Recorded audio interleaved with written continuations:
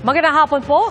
Walang ulan pero binulabog ng biglang baha ang isang barangay sa Navotas. Lumubog ang mga bahay sa mataas na tubig na dulot ng isang bumigay na dike.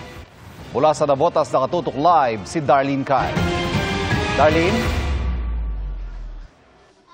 Pia Ivan, hanggang bukong-bukong pa yung baha dito sa kinatatayuan kong bahagi ng Celestino Street. Pero kanina, umabot daw hanggang lagpas leeg yan. Talagang mabilis daw tumaas yung level ng tubig kanina na labis ikinagulat ng mga residente rito. Naghiyawan ang mga taga San Andres Street sa barangay San Jose, Navotas nang biglang rumagasa ang tubig sa kanilang lugar. Hindi umulan pero bigla raw bumigay ang dike o river wall dito bandang alas 11:30 ng umaga kanina at agad na pinasok ng tubig ang mga bahay. Isang aso ang stranded sa gitna ng baha. Ayon sa youth scooper na si Rodora Oliveros, nasagip naman ang aso pero wala raw na isalbang mga gamit ang ilang kapitbahay. Pati ang nakaburol na patay roon, inilikas. Ang taas ng tubig na nagpalubog din sa Celestino Street hanggang leeg ng residenteng si Denz. Si Rica napaiyak na lang sa sinapit ng kanyang mga gamit. Wala pang 5 minuto, abot hanggang leeg na agad ang baha sa kanilang bahay. Lahat ng kanilang gamit pati ang kanyang mga paninda nasira. Mabuti na lang at ligtas ang kanyang 4 na anak dahil naiakyat niya sa 2nd floor ng kanilang bahay. Labis din ikinagulat ni Narciso ang nangyari. Abot daw hanggang kanyang bibig ang tubig sa loob ng kanilang bahay. Nabigla, as in, umiyak na lang po habang yakap-yakap po yung platuhan namin para hindi lang matumba. Nasa barangay ako, tumatakbo ka, baka ako himatayin pa ako dahil hingal na hingal ako. Nung makita ko, pasok na tubig. Di, ang nakalutang na lang yung rep ko.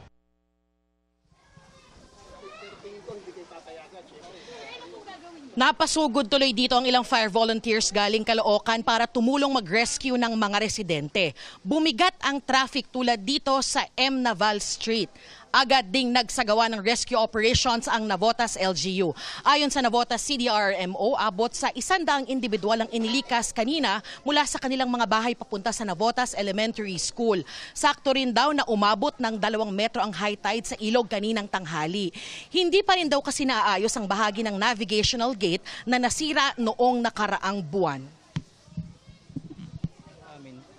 Parang may nag-chat po sa amin sa page po na kailangan po nila ng tulong. Kaya nandito po kami para po nagsama-sama po kami mga fire volunteer. Natural na occurrences kasi ma'am, tabing ilog ito ma'am eh. Yarda po ito kung saan dinadala po yung mga barko o lansya na for repair. Kaya po maaaring dahil na rin po sa katagalan ng panahon ay nasira kasi nakatuntong lang po siya sa lupa. Kung ang dike po natin ay nakatuntong sa lupa, kung lumalambot po kasi yun dahil sa nabababad sa tubig. Pia Ivan, unti-unti nang humuhupa yung baha rito sa ilang bahagi ng Navotas nga na apektado nitong pagkasira ng dike. Sa katunayan, mula kaninang tanghali ay malaki na yung diferensya. Patuloy yung rescue operations pa rin ng Navotas LGU para doon sa mga hihingi ng saklolo. Nilagyan na rin daw nila ng sandbags yung tabing ilog para mapigilan yung pagpasok ng tubig at pinag-aaralan na rin daw ng kanilang engineers yung mga pwede nilang gawing solusyon para maayos na nga itong dikeng nasira. Yan ang latest mula rito sa Navotas. Balik sa inyo, Pia Ivan. Itatanong ko sana, Darlene, yung nabanggit mo, ano kayang posibleng gawin dahil hindi naman maaayos ng overnight yung dike na yan eh. Sa habang inaayos yung dike, ano kaya yung pansamantalang solusyon para hindi maulit yan, lalo't nangyari yan na hindi umuulan ha? E paano, tag-ulan pa naman ngayon, paano kung nagkabagyo o nagkahabagat? Yun nga, Ivan Sa ngayon, ang pansamantalang solusyon na ginagawa ng Navotas LGU ay yung binanggit nila na paglalagay nitong sandbags doon sa area o bahagi ng dike na nasira. Unti-unti naman ang humuhupa yung tubig dito pero meron pa ring ilang residente na posibleng manatili doon sa kanilang mga kaanak mula sa mga karatig na lugar o sa mga evacuation centers. Yan daw muna yung pansamantalang magagawa habang inaalam pa kung paano yung magiging permanente at pangmatagalang solusyon sa nasirang dike, Ivan. Darlene Kai, maraming salamat. Isang lindol na may magnitude na 6.1 ang nagpayanig sa ilang bahagi ng Mindanao. Hulikam sa iba't ibang lugar doon ang epekto ng pagyanig at ang takot ng mga residente. Nakatutok si Katrina Son.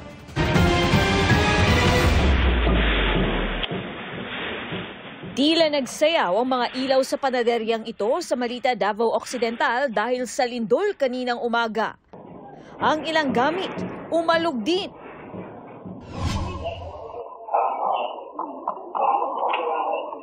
Naramdaman ang pagyanig hanggang Tacurong City sa Sultan Kudarat. Maging sa Glan Sarangani, kung saan mabilis na napalabas ng bahay ang pamilyang ito. Oh, kusugo! Sa South Cotabato, kitang naalog ang mga paninda sa isang sari-sari store. Naramdaman daw ang pagyanig roon ng ilang minuto. Sa Ampatuan, Maguindanao del Sur, tila dinuyan rin ng lindol ang mga residente. Hanggang sa Davao City, nagdulot ng takot ang lindol. Sa ilang gusali, nagsilabasan ng mga empleyado. Gayon din ang mga nakatira sa condo units. Isang tulay naman ang pansamantalang di madaraanan sa Barangay Matina Crossing, Davao City. Isinira muna ito matapos makitaan ng crack na dulot ng lindol. Pinaalerto ng Davao City Disaster Risk Reduction and Management Office ang volunteer groups, maging ang mga response clusters at ang publiko. Ang isang gusali sa General Santos City nagkaroon pa ng bitak. Nawalan din ng kuryente sa ilang bahagi dahil sa nasunog na kable ng kuryente dahil sa pagyanig. Naupulan na ito ng mga bombero. 6.1 magnitude ang lakas ng lindol sa Mindanao na yumanig pasado alas 7 kaninang umaga.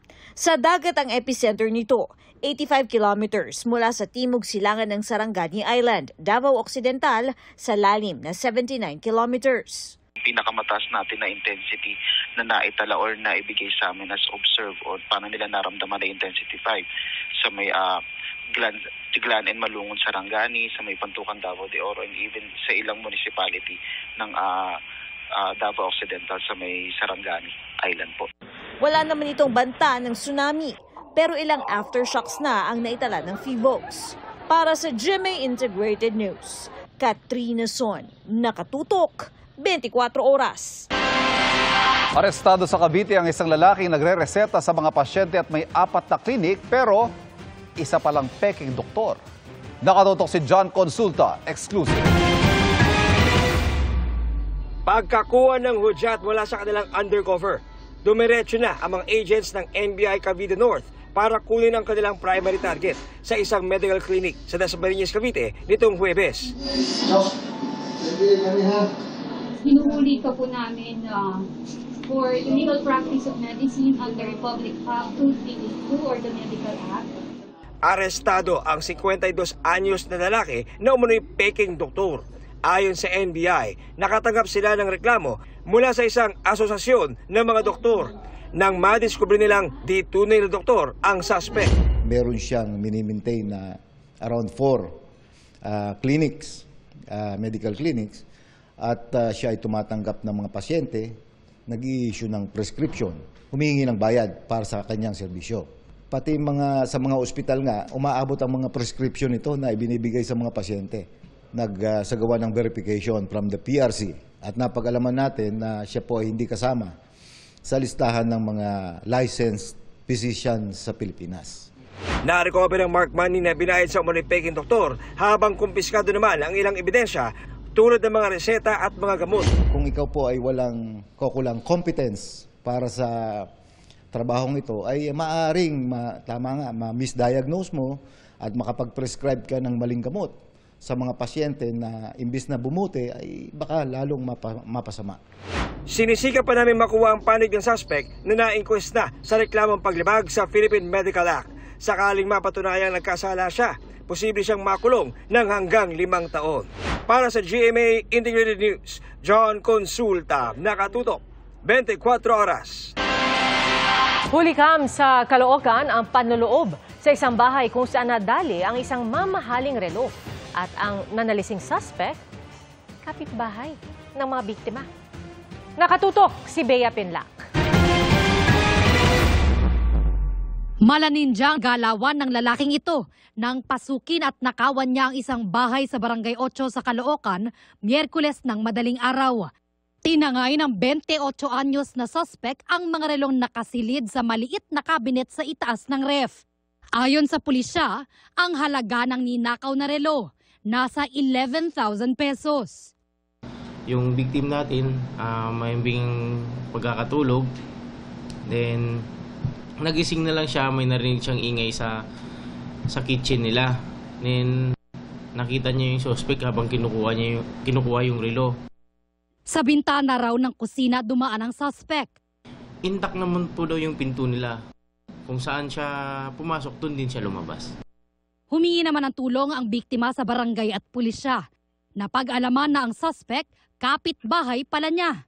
Nagsabi tong victim natin upon interview rito sa opisina na kilalang kilala na yun kasi kapitbahay talaga nila at talamak na magnanakaw talaga doon sa lugar nila. Nahuli sa follow-up operation ng pulisya ang suspect malapit sa kanyang bahay. Identified naman na talaga siya through CCTV. Suot-suot niya yung relo na ninakaw niya sa victim natin. Aminado ang suspect sa ginawa niyang krimen. Para pangkain lang po namin, ma'am. Sising-sisi po ako. Sana mapatawad niyo po ako. Reklamong robbery ang isinampa laban sa suspect na nakapiit sa Sangandaan Police Station. Para sa GMA Integrated News, Bea Pinlac, nakatutok 24 oras. Iginiit ni Vice President Sara Duterte na hindi niya kailangan iulat sa publiko ang detalye ng kanyang pagpunta sa Australia para sa kanya isang personal na lakad doon. Kasunod yan ang sagutan nila ng palasyo kung official o personal business ba ang pagpunta niya sa Australia at kung dapat ba itong idetalye sa publiko. Nauna lang sinabi ni VP Duterte na personal ang kanyang biyahe at bagaman lumalabas siya ng bansa, ay nagtatrabaho pa rin daw siya bilang bise.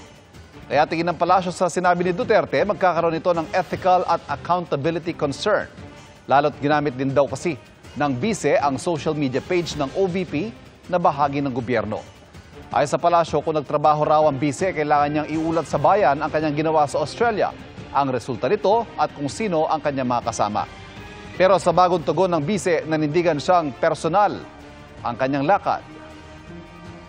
Yan yung example ko sa inyo na bobo talaga. 'Di ba? Hindi nga official business yung kasi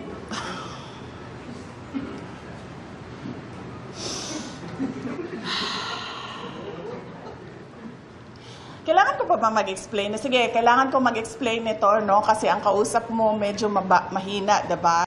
Kapag gumagamit ka ng pera ng gobyerno, official business yan, kailangan mong mag-report. Kapag personal siya at walang gamit ng pera ng gobyerno, hindi mo kailangan mag-report. Hinihingi pa namin ang pahayag ng palasyo, kaugnay ng pahayag ng bise. Matapos ang big-time oil price hike, asahan po ang rollback sa presyo ng petrolyo sa susunod na linggo. At sa tansya po ng kumpanyang Unioil, piso at 30 sentimo hanggang piso at 50 sentimo ang posibleng tapyas sa presyo ng gasolina.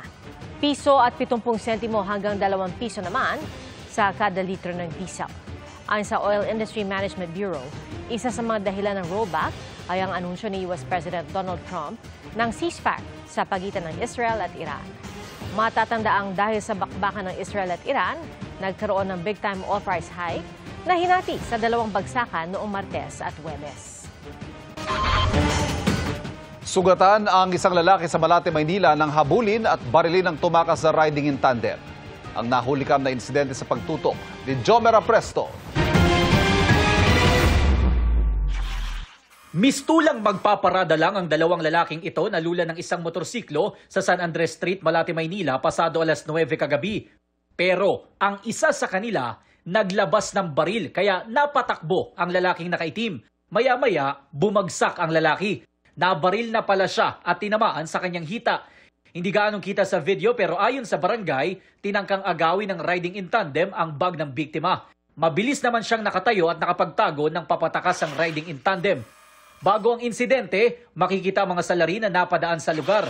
Ilang saglit lang, nahagip ulit sila ng CCTV na nag-U-turn sa kalsada habang naglalakad ang biktima papalapit sa lalaki na may angkas na bata. Kamit up raw ito ng biktima. Nabanggit nung isang kamag-anak na talo sa sabong, tapos yung ka-meet up niya po is babayaran niya lang naman po. Isinugod ang biktima sa ospital ng lalaking kamitap niya. Sabi ng barangay, hindi pa malinaw ang ugat ng krimen dahil walang record sa kanila ang biktima na nagtatrabaho bilang delivery rider. Patuloy ang follow-up operation ng pulisya sa mga sospek. Para sa GMA Integrated News, Jomer Apresto, nakatutok 24 oras. Paalala po sa publiko, tiyakin pong lehitimo ang kukuning notarial service.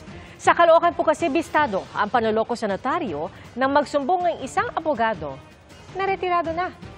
Nakatutok si John Consulta.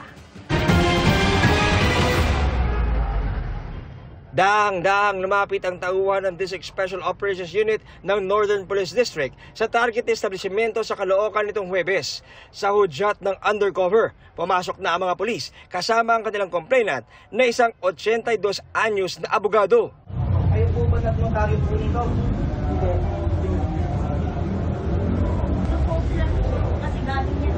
Sige. Hindi.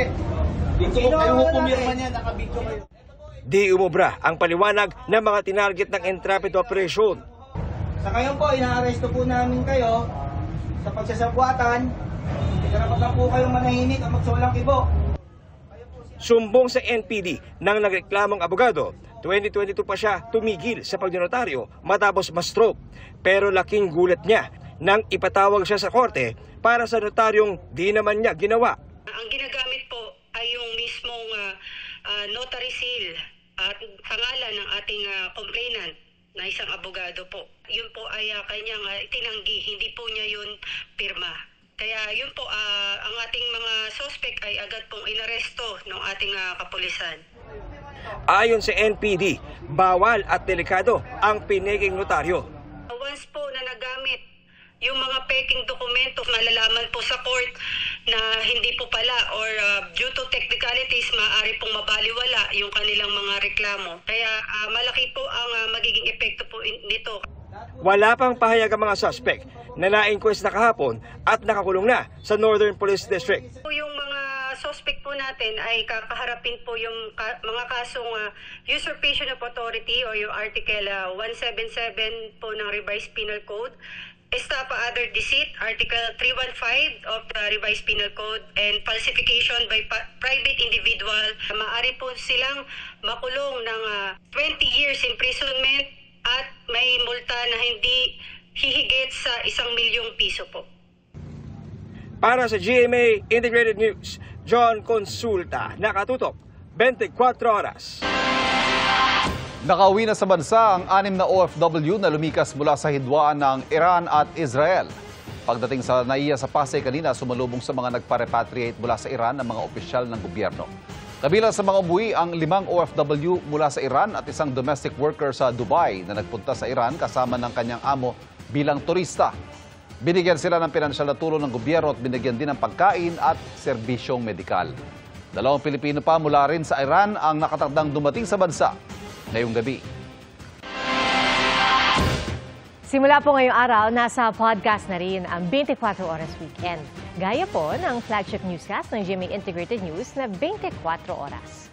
Ang 24 Oras podcast mula ng ilunsad noong Lunes, nanguna agad sa rankings at number 1 sa news category ng Apple Podcasts sa buong bansa. Number 2 naman ito across all categories. Grateful at proud ang GMA Integrated News sa overwhelming response ng mga Pilipino sa 24 Oras podcast. Ayon po kay Senior Vice President at Head ng GMA Integrated News, Regional TV at Synergy, Oliver Victor Amoroso. Mapapakinggan ang 24 Oras podcast sa Spotify at Apple Podcast app para po manatili kayong informed on the go sa mga balita ng 24 Oras at 24 Oras Weekend. Binuo po ito ng GMA Integrated News Digital Strategy and Innovation Lab in collaboration with 24 Oras at GMA New Media Incorporated. Ang Paris na City of Lights, nagdilim po dahil sa thunderstorm. At sa Amerika naman, lumambitin patiwarik ang isang electrical worker na nag-aayos ng traffic light. Ang mga balita abroad sa pagtutok ni Bernadette Reyes. Nag-aayos lang ng traffic lights sa gitna ng kalsada ang isang electrical worker sa Louisiana sa Amerika. Maya-maya isang 18-wheeler ang dumaan at bigla nitong nasalpok ang boom truck kung saan nakatayo ang trabahador. Lumambitin tuloy siya pati warik. Agad namang rumisponde ang kanyang mga kasamahan para maibaba siya. Ayon sa local media, ligtas siya at hindi nasugatan dahil sa suot na safety harness. Pinadilim ng thunderstorm ang City of Lights. Animoy binagyo ang Paris, France dahil sa lakas ng ulan at hangin. Ang Eiffel Tower tila nabura dahil sa kapal ng mga ulap at matinding buhos ng ulan. Saglit ding nasuspindi ang sesyon sa French Parliament. Ang ilang mambabatas napatingala pa dahil may tumutulo raw mula sa kisame. Agad namang naayos ang tagas nito. Bukod sa Paris, inulan din ang iba pang bahagi ng France. Ayon sa mga ulat, 2 ang nasawi at mahigit 100,000 bahay ang nawala ng kuryente. Isang oso ang namataan ng mga otoridad sa Altadena sa California. Sa gitna ng mala-night walk nito, nakita ng mga otoridad na may kasama siyang isang hindi patukoy na hayop. Naanimoy isang wolf o wild canine. Patay ang isang driver matapos mahulog sa bangin ang minamanehong concrete mixer sa Dipakulaw, Aurora. Base sa inisyal na investigasyon ng pulisya na wala ng prenong sasakyan. Dead on the spot ang driver habang sugatan ng pahinante. Sinusubukan pang kunan ng pahayag ang pamilya ng mga biktima. Muling kinulayan ng mga miyembro ng LGBTQIA+ community ang Pride March ngayong taon sa Quezon City. Mahalaga raw para sa kanila na makaramdam ng safe space, pagkakapantay-pantay at inclusion na matagal na nilang ipinaglalaban lalo na ngayong Pride Month. At nakatutok live si Jamie. Jamie? Pia, punong-puno ng kulay ang idinaraos na Love Laban 2025 Pride March and Festival dito nga sa UP Diliman dito sa Quezon City ngayong Sabado. Kahit sa gitna ng kainitan ng araw, hindi nagpapigil ang LGBTQ+ community para ipagdiwang ang Pride Month. Pinangunahan ni Quezon City Mayor Joy Belmonte ang selebrasyon ngayong taon. Nagmarcha si Mayor Belmonte kasamang iba't ibang grupo ng LGBTQ+ community mula Oblation palibot ng campus. Makulay ang parada mula sa suot ng mga lumahok hanggang sa mga truck na pinalamutian. Ang selebrasyon ngayong taon ay inaasahan daw na mas malaki, mas ligtas at mas matapang, na layong ipagdiwang ang LGBTQ+ community. Isulong ang pagkakapantay-pantay at igiit ang agarang pagpasa ng SOGI Equality Bill. Ilan sa aktibidad sa selebrasyon ang Pride Expo, Pride March at Pride Night.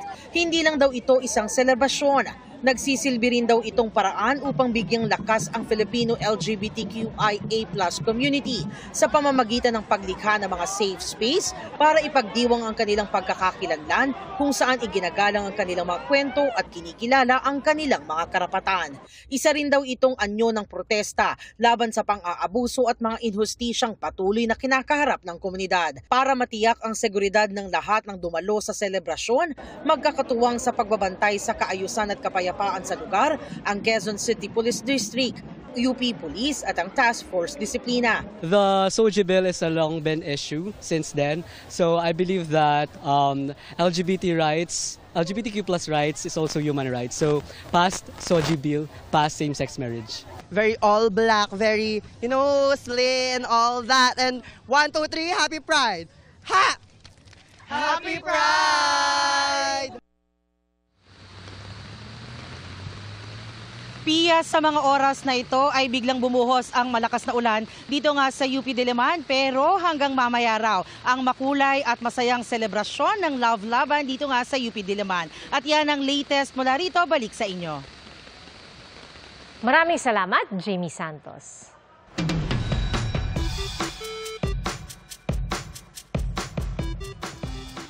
Tiyak manlalaki ang inyong mga mata sa Bidang Piñas ng Puntol, Apayao. Singtaas kasi ito ng gusali. Ito na ba ang largest pinya sa bansa? Kuya Kim, Anna.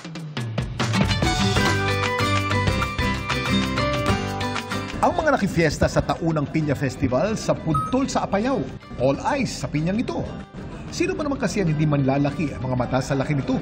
Sa taas nitong 32.81 feet, sintayog na ng isang giant pinya ang isang two-story building.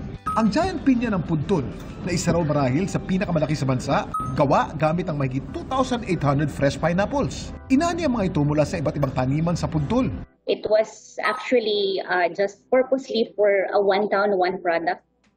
And then it evolved into something that could help us in economic recovery just after COVID. We are revitalizing the tourism industry. We use that and also, of course, to promote the products coming from our farmers. Kuya Kim, ano na?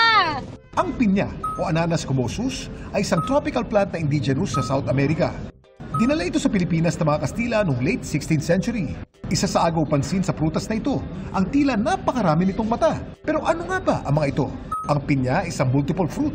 Ibig sabihin, bunga na ito ng maraming maliliit na bulaklak na nagsama-sama. At ang sinasabing mata nito ay ang dating lokasyon ng individual na bulaklak. Ang pinya meron ding korona na binubuo ng mga pahaba nitong dahon. Alam niyo ba na mula sa mga dahong ito maaaring makagawa ng napakagandang tela? Ito ang pinya cloth. Laging tandaan, importante ang may alam. Ito po si Kuya Kim at sagot ko kayo, 24 oras. Quick chikahan time tayo mga kapuso. Nagsama-sama ang fans para sa post-birthday celebration ni Kapuso Morning Sunshine Shaira Diaz na idinao sa Quezon City. Pasasalamat ito ni Shaira sa walang sawa nilang suporta mula pa noong nag-uumpisa siya. Bakas ang kasiyahan sa aktres na napasayaw pa on the spot. Sa ngayon, tuloy-tuloy ang preps nila ng fiancé na si E.A. Guzman para sa kanilang kasal sa Agosto. Librong Chavit, the legend of the Philippines, tampok si dating Ilocos Sur Governor Luis Chavit Singson inilunsad. Base ito sa interview sa kanya ng isang writer mula sa Poland. Nabuksan daw ang ideyang ito nang minsang mag-viral si Singson sa Poland noong nagpa-cash gun siya ng pera noong pandemic. Isasalin din daw ang libro sa 50 iba't ibang lengguwahe. Samantala, kumpirmadong may nilulutong proyekto ang GMA Pictures kasama si Singson. 2 J's in one frame. Nag-collab sa isang dance challenge si star of the new gen Jillian Ward at kay hip-hop artist na si Jay Park. Komento pa ng rapper sa post ni Jillian, "We lit."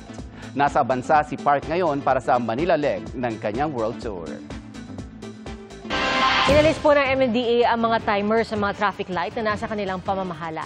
Sensor-based na raw ang mga ito para ma-monitor kung anong linya sa kalsada ang mas maraming sasakyan. Pero ang ilang motorista, tila nalito. Nakatutok si Von Aquino. Pansin niyo bang ang ilang traffic light na dating may counter kapag malapit ng mag-stop o mag-go? Wala nang nagka-countdown? Sabi ng MMDA, tinanggal na nila ang timer sa lahat ng 76 na traffic lights na nasa pamamahala nila. Hindi kasama ang mga traffic light na hawak ng mga local government unit. Ibig sabihin ng mga traffic light kagaya nito rito sa EDSA na wala ng timer ay sensor-based na kaya't natutukoy nito yung mga sasakyan na kailangan ng patawirin at kailangan ng pahintuin. I think yung warning na 5 blinks plus 3 seconds na yellow and then red is sufficient enough para makapag-adjust yung ating mga kababayan at malaman nila kung dapat na ba sila mag-slow down, 'di ba, para hindi sila mag-beat ng red light. Bahagi raw ito ng adaptive signaling system na inumpisahan nila noon pang 2012 at ngayon 100% na nilang ipinatutupad. Ayon sa MMDA, nag-a-adjust ang kanilang traffic lights depende sa volume ng mga sasakyan. Mine-measure niya, lalong-lalo na sa gabi, yung volume ng traffic. For example, lane A, wala nang dumadaan. Kahit na nakaprogram siya initially na 1 minute, ika-cut short ngayon to 30 seconds at ililipat niya doon sa mas nangangailangan dahil mas may volume. Ang ilang nakausap naming motorista, mas gusto pa rin ang traffic lights na may timer. Nakakaalanganin kasi iniisip mo green pa yun eh. Pagtingin mo bigla magdidilaw na. Ano ginagawa niyo na lang pag Alalay ka na lang. Ang rider na ito, nang huminto sa intersection, muntik raw masalpok ng taxi sa likod. Mabilis talaga yung countdown ng yellow niya, tapos biglang red kaagad. Kaya bigla ako na-stop. Nagmamadali rin yung taxi sa likod ko, todo pito. Mas pinili ko pa rin po mag-stop. Kasi yellow na? Kasi mamaya biglang may dumiretso sa kanan, mabangga pa. Kaya naman daw mag-adjust ng mga motorista pero hiling nila, ang mas maganda yung dilaw mas matagal kasi para mas makatigil ng tama yung mga sasakyan. sabi ng MMDA, may sapat na panahon naman daw para mabigyan ng warning ang mga motorista. Para sa GMA Integrated News, Von Aquino, nakatutok, 24 oras. Naging makulay ang pagdiriwang para sa pagtatapos sa paaralan ng mga miyembro ng LGBTQIA+ community sa Quezon City ngayong Pride Month. Ang QCLGU kasi pinayagan silang tumanggap ng diploma habang suot ang mga damit na sumisimbolo ng kanilang gender identity. Nakatutok si Von Aquino. Naka-gown, rainbow toga, uniforme, o simpleng get-up lang. Lahat, welcome sa graduation rites ceremony ng Quezon City LGU para sa mga miyembro ng LGBTQIA+. Nais daw ng LGU na bigyan ng pagkakataon ng mga rainbow graduates na makapagmarcha habang ine-express ang kanilang sarili. Nung ako po ay graduate ng senior high school, I can still remember the nights when I cried so much. Kasi po ayaw po akong payagan ng administration to wear the clothes that I want sa graduation ko. That was back when 2019. Hindi rin po ako pinayagan na mag-makeup sa photoshoot. May mga pinagsabihan pa ng kung ayaw mo magpagupit, hindi ka makakasama. Kung hindi ka susunod sa uniforme, hindi ka makakatanggap ng diploma. Tanggapin natin ang kabuuan ng bawat estudyante. Hindi lang ang kanilang grado, kundi pati ang kanilang pagkatao. Kasi sa pangarap nating lipunan, malaya na tayo. Pero malayo pa yung lipunan iyon. Lumalaban tayo sa buhay dahil naniniwala tayong dapat tanggapin tayo ng ating pamilya, ng ating lipunan, lalo na ng ating eskwelahan. Tulad ng regular graduates, nakatanggap din sila ng diploma. Matapos magmarcha sa entablado, sabay-sabay nilang iwinagayway ang watawat ng LGBTQIA+. Sabi ng mga rainbow graduate, malaking bagay sa kanila ang ganitong pagtitipon para malayang ipahayag ang kanilang mga saloobin at isulong ang pantay na karapatan para sa kanila. Sobrang saya ko po ngayon kasi na-experience ko po yung ganitong situation in my life na makakit ng stage na ganito po yung outfit ko. Papasalamat po kami sa Quezon City kasi tanggap po kami kung ano po yung ano namin sa sarili namin at para maiwasan din po ang diskriminasyon. In my own experience kasi pag naghahanap ka ng trabaho, kahit LGBT ka, as long as you have the skills, talagang pina-prioritize dito sa Quezon City. Para sa GMA Integrated News, Von Aquino, nakatutok, 24 oras. Patuloy pa rin problema sa ilang lugar sa lungsod ng Maynila ang mga tambak ng basura na hindi pa rin natatapos hakutin. Nakatutok si Bernadette Reyes. May mga tambak pa rin na basura sa bahagi ng R10 sa 1st District ng Maynila, pati sa Barangay 129, Zone 11 na sakop din ng District 1, maging sa bahaging ito ng Honorio Lopez Boulevard. Tambak din ang basura sa bahaging ito ng Abad Santos Avenue sa District 2 ng lungsod. Nangangamoy din po ma'am sa loob pagka nakabukas yung pinto. Magkasakit kami sa loob, dengue, madumi. Mismo mga residente na ang tulong-tulong sa pagbabawas ng nakatambak na basura. Ang kaso, may mga dumarayo pa raw sa kanilang lugar para lang magtapon. Hindi namin po masabi kung tiga dun sa kabila yung nagtatambak. Pag may nakita po kasing nakatambak doon, dinadagdagan na lang. Sinisika pa ng GMA Integrated News na makuha ang panig ng Department of Public Services o DPS ng Maynila. Pero nauna nang sinabi ng DPS na may problema sa koleksyon ng mga basura sa lungsod dahil sa kakulangan ng disiplina at problema sa service provider. Ayon sa Metro Waste, ang kumpanyang nakatoka sa garbage collection sa Districts 1 at 2, sinisikap naman nilang kolektahin ng mga basura. Ang kaso, naglipatan po yung empleyado namin, driver palero, sa bagong contractor po. So, dati pong 300 plus yung tao namin, ngayon 50 plus na lang po. Kaya nagkakaroon ng konting delay. Pero rest assured, na tinatapos po namin. Sakop naman ng kumpanyang Fileco ang paghahakot ng basura sa District 4, 5 at 6 ng Maynila. Hindi sakop ng Fileco ang R10 sa District 1 na may mga tambak na basura. Sa isang sulat na ipinadala sa GMA Integrated News, sinabi ng Fileco na mula nang ma-award sa kanilang garbage collection contract noong January 2025, 24 oras daw ang kanilang mga driver, tagapala at ground personnel sa pagtatrabaho para maghatid na magandang serbisyo sa mga Manilenyo. Hindi raw sila kailanman nabigyan ng notice of violation ng Manila LGU. Para sa GMA Integrated News, Bernadette Reyes, nakatutok 24 oras. Mula sa mga aksyong eksena, handa nang magpakilig ang ilang cast ng mga batang Riles bilang new students sa Saturday School Drama na Maka. Narito ang ating chika. May tatlong transferees sa Maka na lalong magpapainit sa ating Saturday School Drama. From mga batang Riles, Maka welcomes Rahil Birya and Anton Vinzon. Bukod sa drama at kaunting aksyon, magpapakilig din ang mga heartthrob sa ating mga Sabado. Ako, honestly, hindi ko in-expect. Sobrang grateful ako nandito ngayon. Lalo na kasama ko to si Anton, tapos si Zephanie nandito, tapos si Sean, tapos andun sila Ashley, lahat. Kasi new friends and newfound family. Kaya sobrang nagpapasalamat ako sa Maka na tinanggap po nila ako ng buong buo. Lagi kong tinatanong kung gusto yung Maka kasi naiingit ako yung friendship nila kaysa MBR. So, hindi ka kontento sa friendship natin sa MBR? Hindi. Let me explain. Iba yung friendship ng Maka, iba rin yung friendship ng MBR. Gusto ko mapunta rin sa Maka, gusto ko mag-guest sa Maka. Ma-experience ko rin yung friendship nila. Ang dalawang Crushables, dadagdagan pa ng latest addition sa Sparkle family. Si Campus Cuties 2025 Grand Winner, Mad Ramos. I feel so blessed. Hindi ko rin talaga to in-expect and kabaliktad naman nila. These are my new friends, no? Hindi ko pa sila nakaka-work and this is my first taping show, so I'm excited.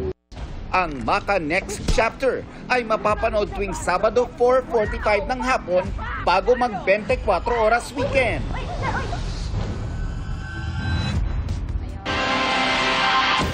At yan po ang mga balita ngayong Sabado para sa mas malaking misyon at mas malawak na paglilingkod sa bayan. Ako po si Pia Arcangel. Ako po si Ivan Mayrina mula sa GMA Integrated News, ang News Authority ng Pilipino. Nakatutok kami 24 oras.